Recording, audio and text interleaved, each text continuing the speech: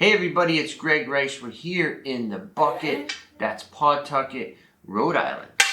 And today we're going to talk about what the most successful cities, in my humble opinion, have and why they are flourishing. So I just came back from one of my favorite cities, Nashville, Tennessee. I love Tennessee. I love Nashville. Beautiful state, beautiful city.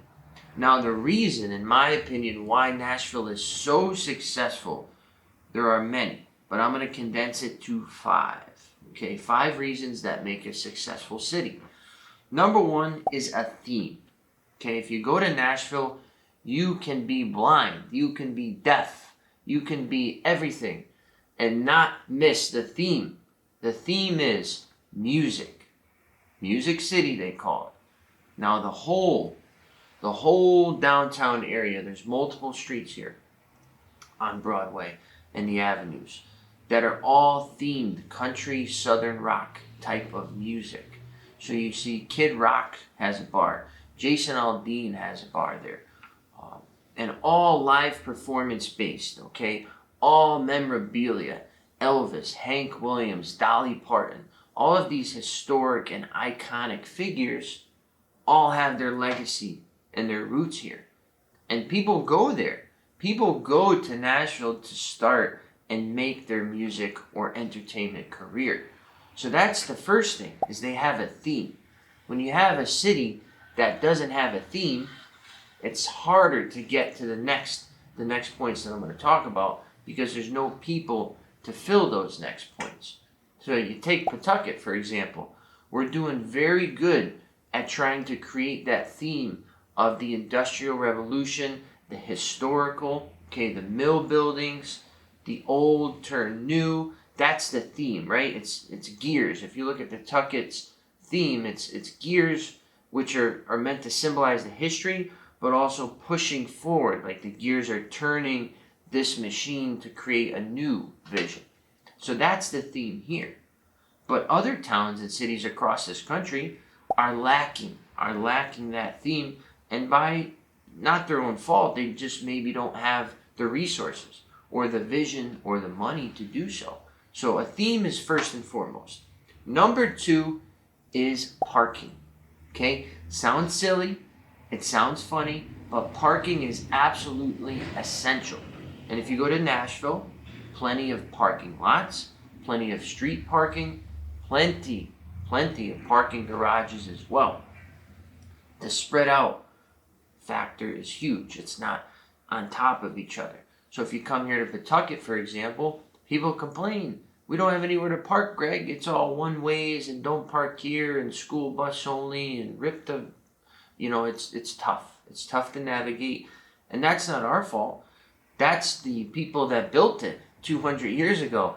They really didn't think about grid lines or squares or anything that remotely resembled a right angle. So we have nothing to do with that. All we can do, though, is adapt. And I feel that Pawtucket is doing a great job adapting. And for example, Nexus, we have a parking lot here that we own that we lease to the library. So we're giving back in that regard because we want people to patronize the library. Okay, a lot of folks don't have a computer. Children need to learn and read and get enthralled with a book. So we're contributing because we see that that is a pivotal part of the community. So, parking, big deal. Number 3, hotels.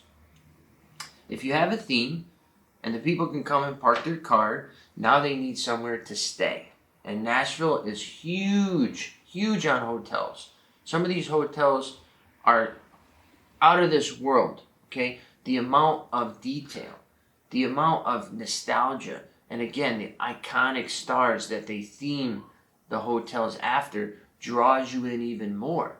You'll spend $250 a night to stay at this cool, fancy hotel because it kind of makes you in the moment, as opposed to the $60 Red Roof Inn, for example. But nevertheless, as long as you have beds to support the crowds that are going to come in, you will be successful. And number 4 is food. Okay, you got the theme. They parked their car. They went to the hotel, showered up, had a drink, did whatever. Now they're hungry. And if you go to Nashville, again, not to beat the dead horse, they have the barbecue theme. They have mama's down south cooking feel, home style. So they got the brisket, they got the pulled pork, they got the barbecue spare ribs, they got the chicken wings, they got the steaks. Heck, they got seafood and chicken nuggets too if you want that. But the bottom line is they piggyback their food off of their theme, which is what that crowd wants. So it's beautiful. I ate enough brisket for probably 26 guys. But it's because I was so excited. I knew that I wouldn't have the chance to indulge in this for a long time. Okay, in that scene, in that scenario, on that moment, you take advantage of it. And again, people would pay higher prices for that experience. Now the last thing, number 5, are destinations. Destinations are huge. So again, the theme brought them there. They parked their car. They went to the hotel. They just had some delicious food. Now they want to go experience something. Whether it's a show, a concert, a museum, a tour. You can do that. You need to be able to do that in your city. And Nashville has all that.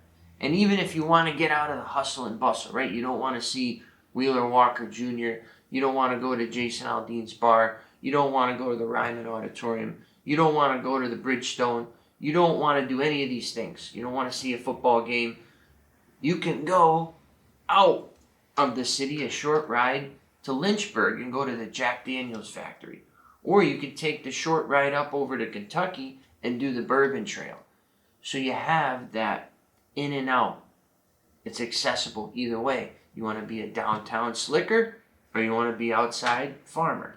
You have that option. And again, this depends a lot on your city's background, the historical integrity, the logistics to get to and fro. But overall, that's my point here. You need a theme, you need parking, you need hotels, you need food, and then you need something for them to do. And if you put all 5 of these things together, you will have a successful city. And then again, you can buy rentals there and Airbnbs and make a ton of money in that regard too. Always tying it back to the rentals. But once again, Greg Rice here in Pawtucket, a city on the move is what we call it. Your property managed.